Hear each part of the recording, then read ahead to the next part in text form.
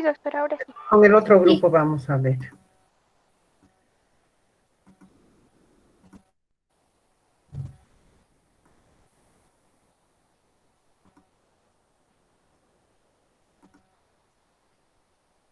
¿Ya ven en los dos grupos? No.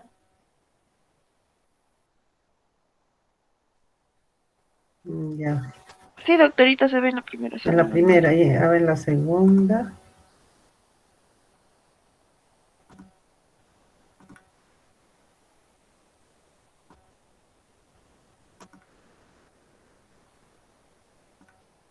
Y en la segunda también. Ya, bueno. Vamos a empezar.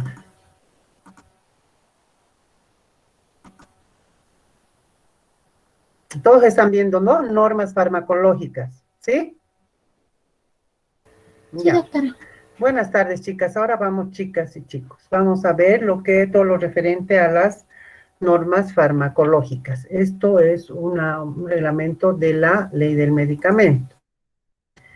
Las normas farmacológicas es un conjunto de condiciones y restricciones que establece la autoridad sanitaria como requisito para considerar el uso terapéutico de un fármaco y de sus asociaciones permitidas en el país, como este medicamento tiene que ser seguro y eficaz. Ya han definido en sus tareas que era seguro y eficaz. Acorde a un balance riesgo-beneficio. Siempre tenemos que ver ese balance, ¿no? El balance del correr el riesgo y ver que sea beneficioso, ¿no? Mientras menos riesgo y más beneficio tengamos, es mejor. Tiene que ser favorable en circunstancias de empleo racional del medicamento. Las normas farmacológicas comprenden la información mínima que debe imprimirse en las etiquetas, empaques, prospectos del producto farmacéutico, así como la información que obligatoriamente debe comunicarse al prescriptor. Hemos visto, ¿no es cierto?, en cada caja del medicamento, en cada, no sé, o en cajitas en general, ¿no? En el envase secundario viene el prospecto. Entonces, a esto se refiere, que tiene que comprender esto. Puede incluir, entre otros aspectos, según lo determine cada país, las indicaciones aceptadas, el rango posológico, o sea, las edades, ¿no? Entre a qué edades se puede dar, qué concentraciones, las advertencias, qué puede causar, qué no puede causar, las precauciones y las contraindicaciones, así como cualquier otro dato que a juicio de la autoridad se considere pertinente, ¿no? Si alguien la autoridad necesita que algo esté impreso en la posología, tiene que estar sí o sí.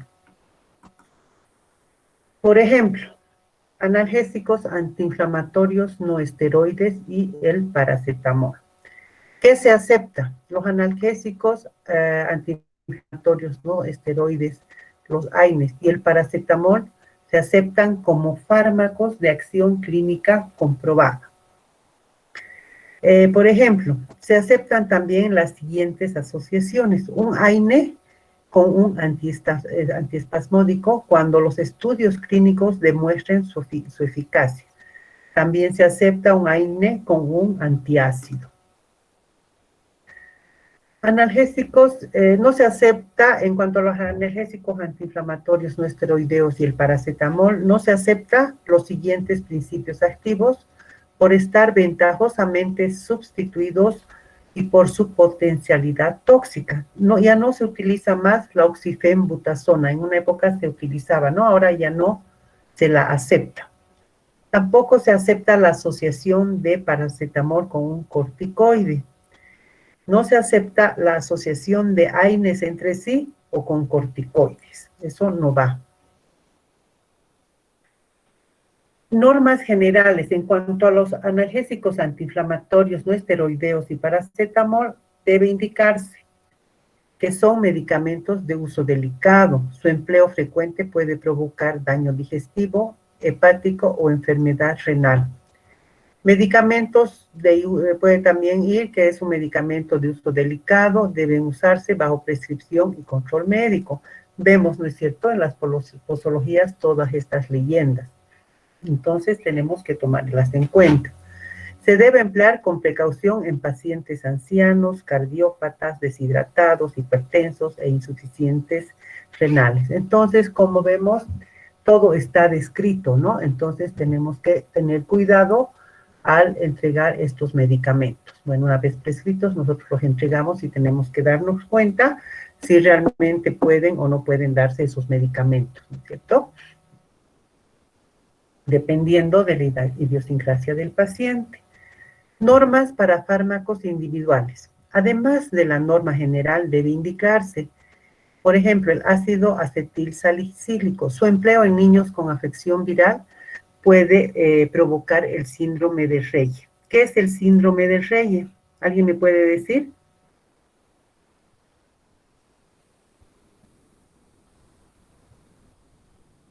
Se refiere a que, por ejemplo, el ácido acetil salicílico puede causar daño cerebral. Esto se presenta en niños que tienen varicela o gripe.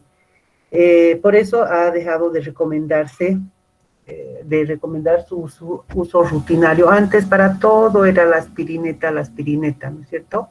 Pero al darse cuenta que pueden producir este síndrome, han dejado de utilizar en niños porque por lo general utilizaban en estados febriles y sabemos que los resfríos son virales. Entonces es ahí que se produce el síndrome de Reye. El paracetamol, sabemos que el paracetamol es riesgo de daño hepático, ¿no? En niños menores de 2 años y debe usarse bajo control médico, incluso en adultos, ¿no? Sabemos que si un paciente ingiere más de 10 gramos, puede morir, puede intoxicarse y morir, ¿sí? Si no es atendido en el momento. Los inhibidores de la ECA, usar con precaución en pacientes con insuficiencia renal. Su uso asociado a diuréticos ahorradores de potasio debe ser cuidadosamente monitorizado. Está contraindicado contra el embarazo. Todas estas precauciones las tenemos que valorar, ¿no es cierto? Y ver si realmente nuestro paciente o los pacientes pueden o no tomar este tipo de medicamentos.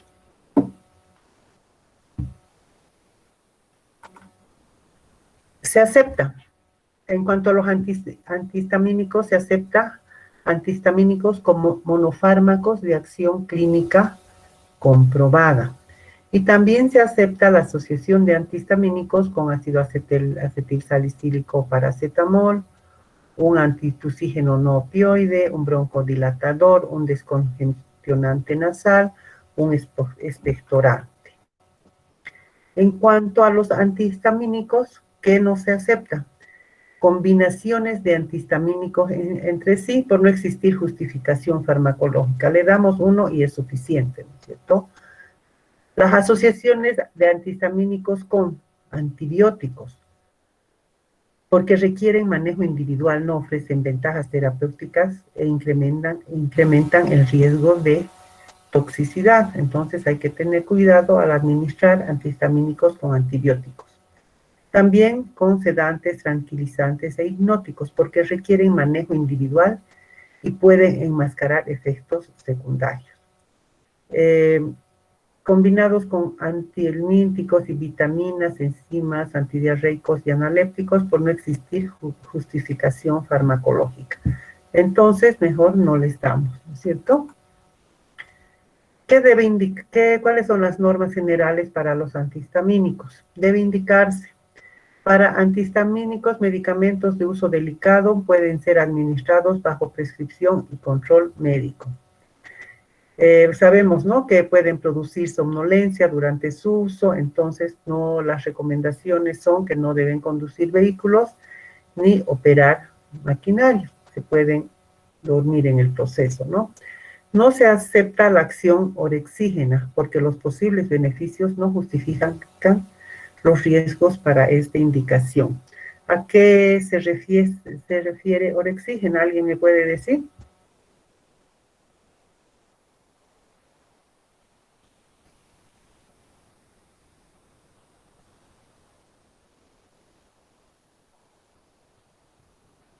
son estimulantes del apetito, ¿no? Los exigen. Antiinfecciosos y antimicrobianos, los antibacterianos. Se acepta antibióticos y quimioterápicos como monofármacos de acción clínica comprobada. La combinación de antimicrobianos entre sí o con otros principios activos en los siguientes casos. Tenemos la penicilina sódico-potásica con penicilina procáinica y penicilina benzatínica. ¿Se acuerdan de la famosa 633 o 1266, no? Esa es la combinación que se acepta. Ahí tenemos una penicilina de acción corta, de acción rápida y de acción prolongada, ¿no? Tenemos la penicilina sódica o potásica con penicilina procáinica y benzatínica más anestesios locales para uso intramuscular. En este caso hay que tener un poco de cuidado. Vienen, ¿no? Estos antibióticos vienen con el agua con lidocaína. Y resulta que piensan que la persona es alérgica a la penicilina. Y dicen, no tengo alergia a la penicilina y pónganme nomás, le ponen con lidocaína y la alergia es a la lidocaína, no había sido a la penicilina. Entonces hay que tener mucho cuidado. Y hay que tomar en cuenta que nosotros como farmacéuticos no debemos aplicar inyecciones. Y ahí nos salvamos, ¿no es cierto? Que la enfermera le haga la prueba de la penicilina, a ver si es alérgico o no. Pero nosotros no. Así que tengamos mucho cuidado en aplicar la penicilina con anestésicos locales. Puede hacernos una reacción al anestésico y no a la misma penicilina. La ampicilina o amoxicilina con sulbactam, tazobactam o ácido clavulánico u otro inhibidor de las beta-lactamasas. Eso podemos utilizar. Otras penicilinas con inhibidores de las beta-lactamasas, siempre que estudios clínicos demuestren las ventajas de estas combinaciones. Si el riesgo-beneficio es muy alto, no sé si vale la pena aplicar. Rifampicina más isoniazida. ¿Qué es la rifampicina más isoniazida? ¿Me escucha? Sí, Hola. Doctora, Entonces, dígame. Se utiliza para tratar la tuberculosis. Ya, y la isoniazida también, ¿no es cierto? Y ahora ya no vienen más separadas. Entonces se utiliza un comprimido de 300 miligramos de rifampicina con 150 de isoniazida. Esa es la combinación, ¿no? Entonces está aprobado eso. En cuanto a los antiinfecciosos y antimicrobianos, no se acepta las tetraciclinas en preparaciones para uso pediátrico. La asociación de penicilina con streptomicina por ser una combinación ventajosamente sustituida. En realidad, muy rara vez se utiliza la streptomicina. Incluso para pacientes con tuberculosis ya la han sacado la streptomicina del esquema. No se acepta asociaciones de antibacterianos para uso sistémico con los siguientes principios activos porque requieren selección y uso individual. Antihistamínicos corticoides y con analgésicos antiinflamatorios. Entonces se los tiene que administrar separadamente. La asociación de penicilina con streptomicina, no, eso ya está.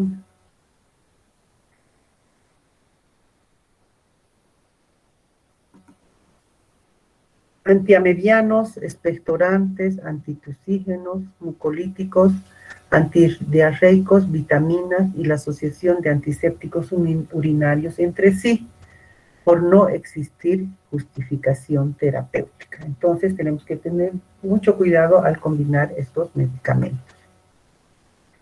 ¿Qué debe indicarse en cuanto a los antibióticos?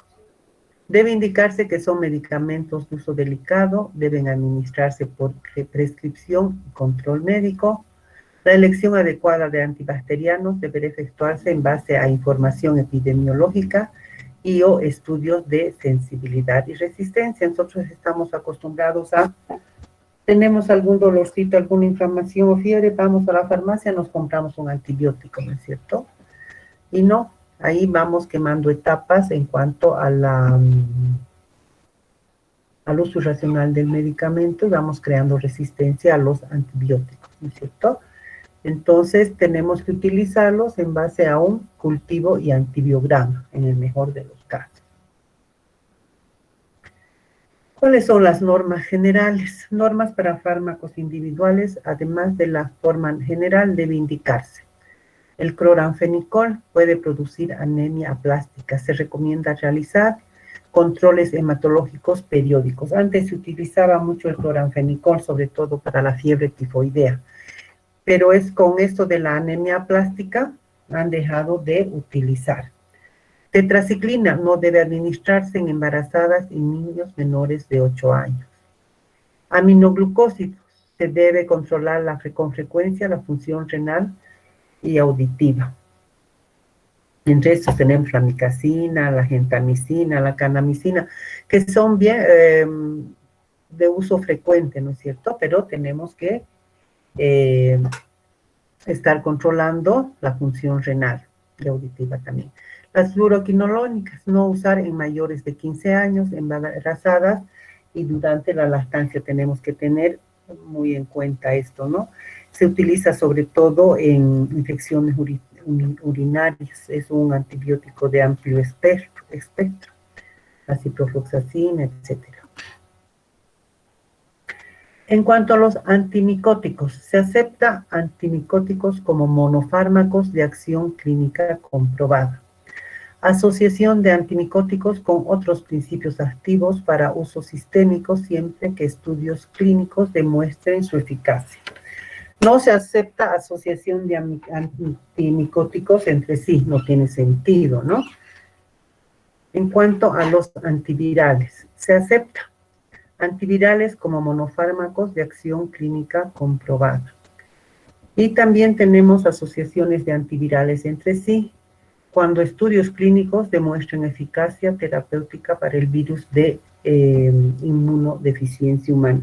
En este caso tenemos el TEL. Le decimos TEL porque está compuesto por tenofovir, lamivudina y efavirenz. O sea, viene una combinación de estos tres elementos.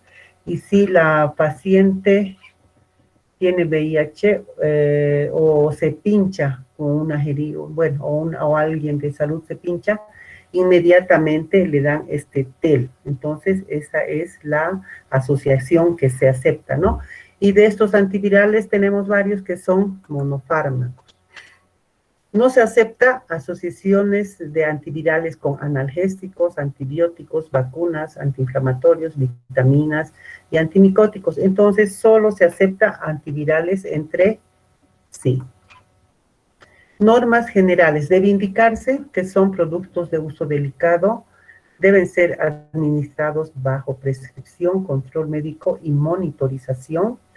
Durante el empleo de medicamentos deben realizarse controles hepáticos de la función renal y hepática. Normas para fármacos individuales, además de la norma general, debe indicarse el meltamnavir, ritonavir, todos estos antivirales son de uso limitado en el embarazo. Y estos otros, el nevirapina, inviravir, etcétera, son medicamentos de uso relativo en el embarazo, o sea que hay que tener mucho cuidado, hay que tener mucho conocimiento para ver si, para recetar estos medicamentos. Y nosotros para averiguar si realmente el paciente necesita o no ese medicamento. Por lo general, estos medicamentos les dan a los pacientes que viven con el virus, ¿no? de inmunodeficiencia adquirida. Entre otros tenemos el aciclovir, que es muy conocido para lo del herpes, la mantadina, el interferón, ribavirina, sidobudina. La sidobudina también se utiliza en los pacientes con los PBBs. Siempre estos hay que usarlos con precaución en pacientes embarazadas. A veces no queda otra, ¿no? Sobre todo cuando dan a luz, ya les dan este tipo de medicamentos. Agentes antiinflamatorios intestinales. Se acepta monofármacos antiinflamatorios de acción clínica comprobada.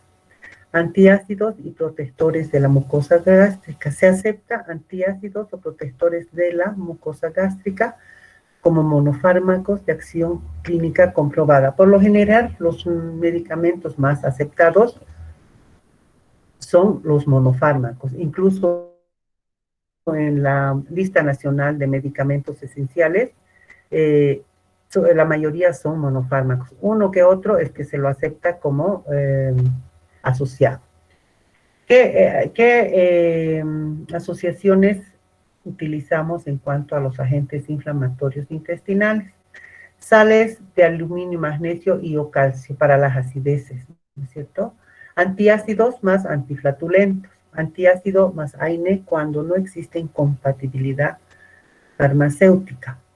Malgaltrato con otros antiácidos por su capacidad neutralizante. Entonces, estas asociaciones sí están permitidas y las conocemos. No se acepta asociación de antiácidos con laxantes por no haber justificación terapéutica. Asociaciones de anestésicos locales con antiácidos por ser combinaciones ventajosamente sustituidas. Asociaciones de antiácidos con los siguientes por no haber justificación terapéutica y ser drogas de manejo individual. Las enzimas digestivas, los sedantes, hipnóticos, otros principios activos, los neurolépticos, norma individual, debe indicarse asociación de malgaltrato con otros antiácidos que tiene un efecto adverso a la diarrea. Entonces eso tiene que ir señalado, entonces no les podemos, no debemos darle al paciente. En cuanto a los órganos de los sentidos, medicamentos de uso tópico, mucosas. Para la bucofaringe se acepta las pastas dentales y los enjuagues bucales que contengan sales de flúor o triclosan y deberán ser registradas como medicamentos. Últimamente está el triclosan, no está siendo aceptado, pero la mayoría de los enjuagues bucales tiene triclosan. Entonces, mejor es buscar uno que no lo tenga, ¿no? Las pastas dentales o los enjuagues bucales serán aceptados como medicamentos cuando contengan uno o más principios activos. La asociación de anestésicos locales con antisépticos para uso a nivel bucofaringio. Con antisépticos, no antibióticos. No se acepta para uso sistémico las sales de flúor asociados a otro principio activo por no haber justificación terapéutica. Los anestésicos locales asociados a antimicrobianos para el tratamiento de afecciones bucofaringeas. ¿Por qué no se acepta un anestésico local asociado a un antimicrobiano? ¿Quién me puede decir?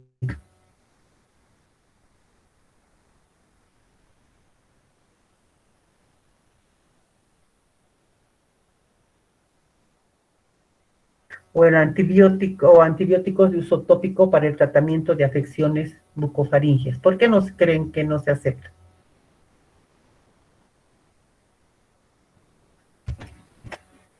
Ya pues.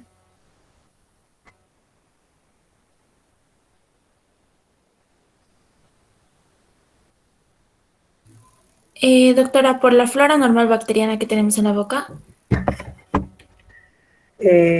Sí, ¿qué más?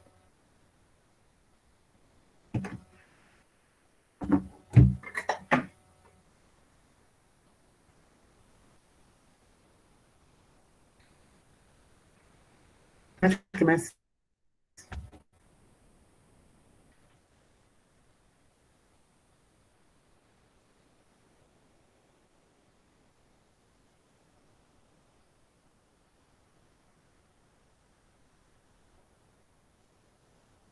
A ver, ¿por qué se les ocurre? ¿Qué pasa cuando abusamos con los antibióticos? Bajan nuestras defensas y también nos volvemos resistentes a ello. Claro. Eso, ¿no? La cantidad que va a haber en una pastilla, en un enjuague, no va a atacar todas esas bacterias, ¿no es cierto? Por ahí momentáneamente va a calmar el dolor, pero podemos crear una resistencia a un antibiótico sin necesidad, ¿no es cierto? Ahora, antisépticos bucofaringios con antihistamínicos por no existir justificación terapéutica. No nos va a pasar nada si tomamos un antiséptico, no tiene una acción terapéutica valedera. A nivel vaginal, se aceptan estrógenos como monofármacos de acción clínica comprobada para uso tópico. Antimicrobianos de acción clínica comprobada como monofármacos. Y también se aceptan las siguientes asociaciones: antimicótico con otros antibacterianos, antiparasitarios con antimicóticos, se acepta la polimixina con neomicina y nistatina. Entonces, estos los tenemos en el mercado, ¿no? No se aceptan corticoides como monofármacos para uso vaginal, no tiene sentido. Preparados con sulfonamidas para uso vaginal por su potencial sensibilizante, ¿no? Es muy agresivo. Y no se aceptan tampoco la asociación de un corticoide con antibiótico. En cuanto a la nariz, se aceptan vasoconstrictores nasales como monofármacos para descongestionar, ¿no? No se acepta la nafasolina y la efedrina en gotas nasales. Y tampoco se aceptan asociaciones de vasoconstrictores para uso nasal con cualquier otro principio activo por no existir justificación terapéutica. Entonces tenemos que tener en cuenta todas estas recomendaciones, ¿no? Y eso está escrito y esto tiene que cumplirse.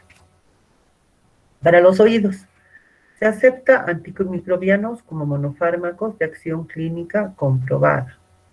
Por ejemplo, se aceptan las siguientes asociaciones: polimixina B con neomicina I o bacitracina, benzocaína con glicerina, neomicina con gramicidina, anfotericina B y benzocaína, nitrofurazona o similar con anestésico, la benzocaína con ácido bórico y fenol, el cloranfenicol con benzocaína. Esto es a nivel de gotas para el oído, ¿no? Gotas ópticas. Para uso local, corticoides y antiinfecciosos. Para uso tópico en el conducto auditivo externo. No se aceptan asociaciones de prednisona, sulfato de neomicina y clorhidrato de lidocaína. Y además en los medicamentos para los oídos debe indicarse: producto de uso delicado, deben administrarse bajo prescripción y control médico. Además, debe indicarse que debe ser prescrito por un médico especialista. No es que a mi vecina le sentó bien y yo también le pongo a mi hijo, ¿no? En cuanto a los ojos, hay que tener mucho cuidado, ¿no? Bueno, con todo, pero los ojos en especial, porque pueden dañar el ojo. Como monofármacos de acción clínica comprobada se aceptan los siguientes: anestéticos locales de superficie, bloqueadores beta, antiinflamatorios esteroideos, lágrimas artificiales, antiinflamatorios no esteroideos, lubricantes, antibacterianos, midriáticos, antisépticos, vasoconstrictores y antivirales. Y hay que tener mucho cuidado, ¿no? Por ejemplo, un antibacteriano nos da ciprofloxacina, perdón, gotas oftálmicas, pero nos dicen que tenemos que ponernos cada 4 horas, cada 6 horas, y tenemos que cumplir al menos el primer día, ¿no? Cada 4 horas, después ya espaciamos más. Y con los ojos, como les decía, hay que tener mucho cuidado y hay que cumplir con las indicaciones del médico, y esto hay que recomendar en la farmacia a nuestros pacientes.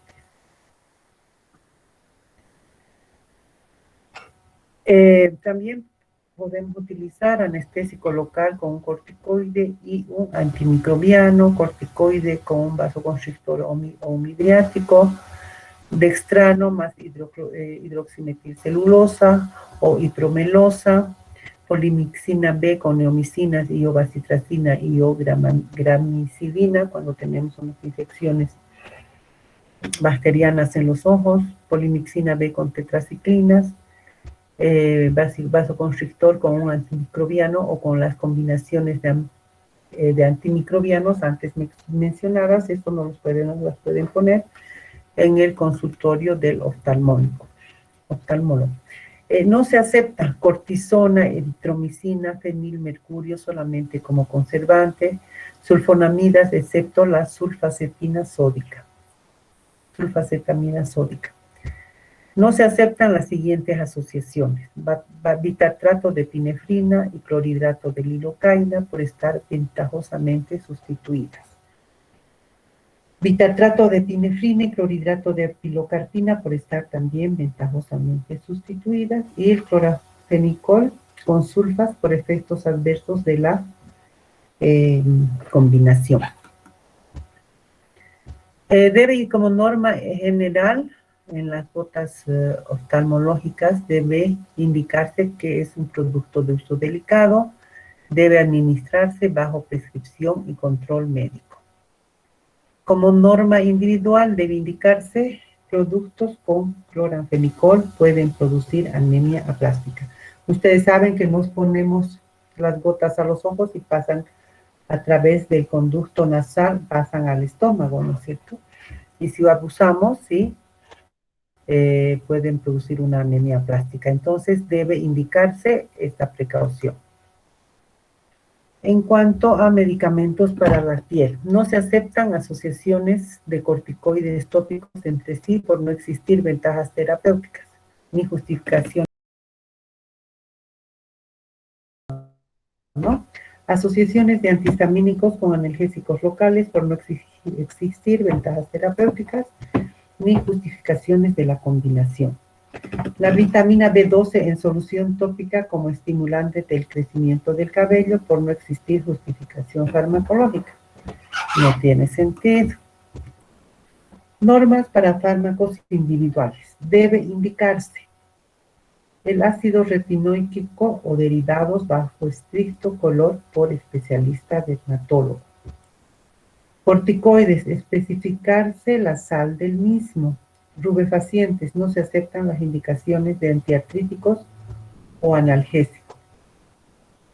Sustancias yodadas, contraindicaciones, hipersensibilidad conocida al yodo. Hay personas que tienen alergia al yodo y cuando van y las operan les ponen yodo en la piel y tenemos graves consecuencias, ¿no? Es una irritabilidad que, bueno, pues tienen que tomar un antihistamínico, pero si están en plena alergia, o a veces se hacen una herida a los niños y se les pone yodo y resulta que habían sido sensibles al yodo. El timidosal, contraindicaciones, antecedentes de hipersensibilidad, hidroquinona, ácido retinoico y derivados, advertencia, no exposición a la luz natural o artificial, que producen manchas, ¿no? Al sol, por ejemplo, ¿no? Una hidroquinona en la piel, sale uno al sol y se mancha la piel. Entonces hay que tener mucho cuidado con las pieles sensibles en el uso de medicamentos para la piel. Bueno, y sigan revisando las normas farmacológicas, esto es muy amplio y es muy interesante. ¿Alguna pregunta?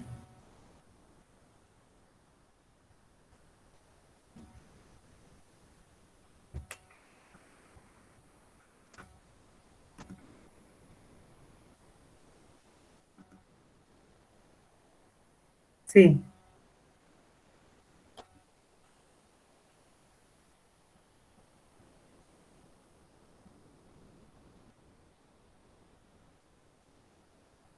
En realidad, bueno, la receta es normal. El problema es que no hay en todas las farmacias este tipo de medicamentos.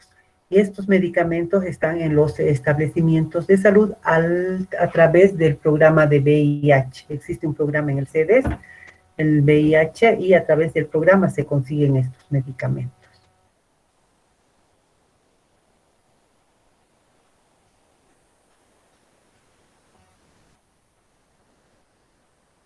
De nada.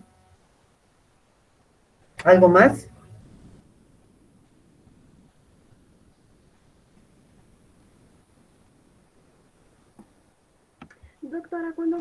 antiinfecciosos y antimicrobianos. No entendí qué habló, qué dijo sobre la rifampicina más la isoniazida. Ya no bien, antes venía la rifampicina y la isoniazida separados. Estos medicamentos hemos dicho que son para la tuberculosis, ¿no?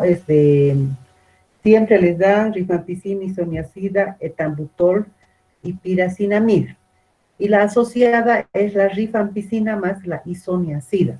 La rifampicina de 300 y la isoniazida de 150 miligramos. No viene separado este medicamento. Eso me preguntabas. Sí, doctora, pero ¿por qué? Así han decidido los que han ido estudiando las reacciones adversas a los medicamentos, ¿no es cierto? Han visto que la podían asociar y en vez de tomar 2 tabletas, toman una. Ay, está bien, gracias, doctora. Ahora sí. De nada. ¿Algo más?